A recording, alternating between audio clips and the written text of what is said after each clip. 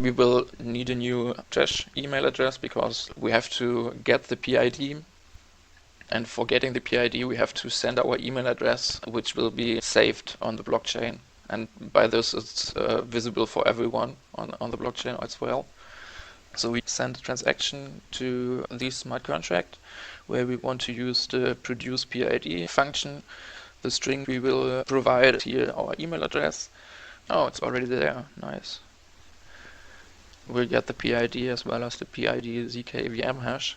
Both of these we will need to fully implement the application and to fully make the rewarding process as well as the data providing process possible. The profile tells how specifically the data is provided and which data will be provided. For minting our NFT, for purchasing the PID, of course, we have to provide these profile ID. Yeah, it is linked in the smart contracts. The right firmware is linked to the right application. The comment for minting our NFT would be this one. Cast send. Here we have the contract address as well as the function description, the PID ZKVM hash. Of course, we have to set the URL for our NFT, the RPC URL as well as the private key, and for sure the amount of a token we will send for minting the NFT.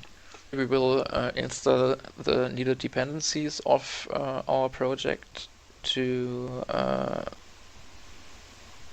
do the rewarding.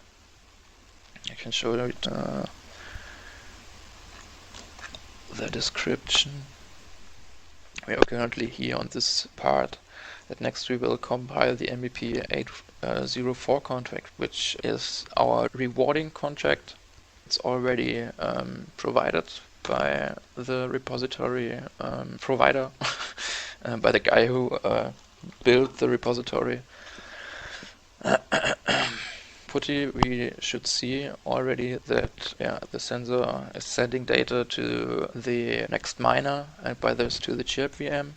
One of the next steps which will be done in the deployment will be the create ISO application, npx hardhat test now, and by this done we will set our deployer key and we will deploy the MVP 804 contract npx hardhat. With this we will verify our contract. Then we will set all of our contract addresses MEP 801 to MEP 804. It's verified, looking good. So with this done, we will export the contract addresses. Just for your information, the deployment script which I used prior really is just an easy deployment script. We can have a look into it. Yeah, you see what I've done here. But like I said, you also will be able to have a look into the description where is the link to this repository. So of course we have set token name, token symbol, got the owner address from our signer.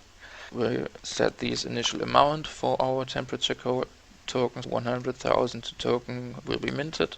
We use these contract factory and wait 5 minutes for the deployment. The next script which we will be using will be this one, and I already will run the script where I will explain a little bit more for you. Retrieving the proxy addresses, making it possible that we can convert data types into hexadecimal strings, big int number string into a hexadecimal string. Here we have a check for the proxy addresses.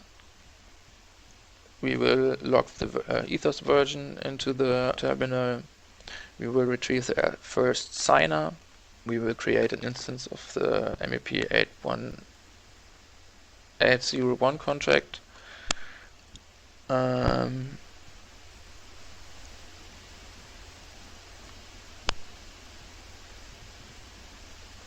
Contract, which we have done here. Because of this we got the new application ID. The reward contract also got linked directly into this script.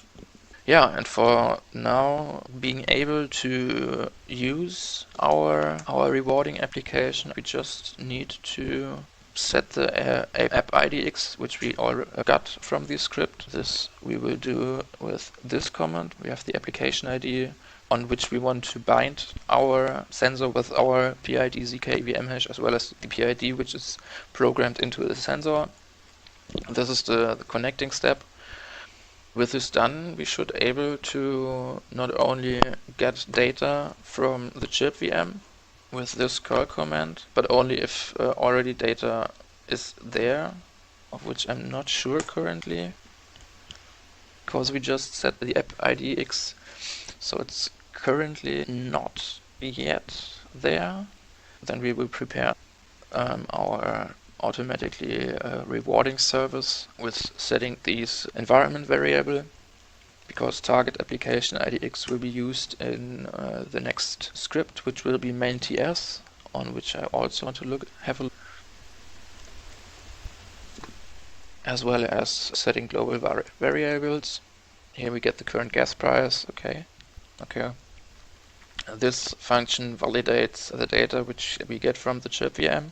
Here again we have the converting step, converting int number and strings into an hexadecimal string with the prefix.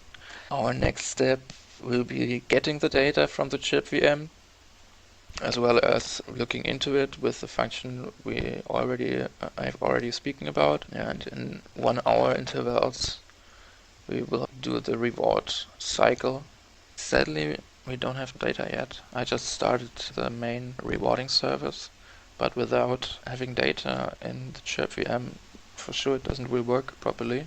But we can see that the data which the sensor is sending is definitely another payload than it was sending before. So in my opinion, the PID setting should have been worked, I think.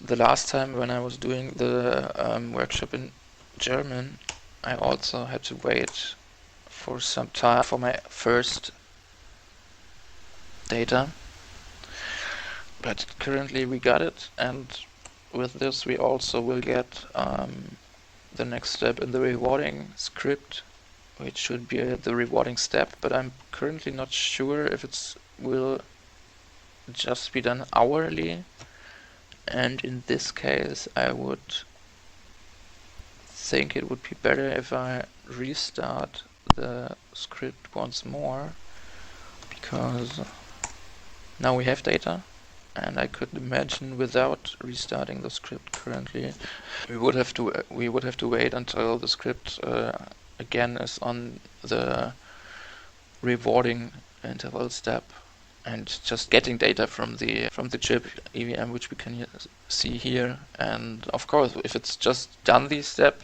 we'll do it again without the next hour went through. Yeah, now we can see the same again, asking for data.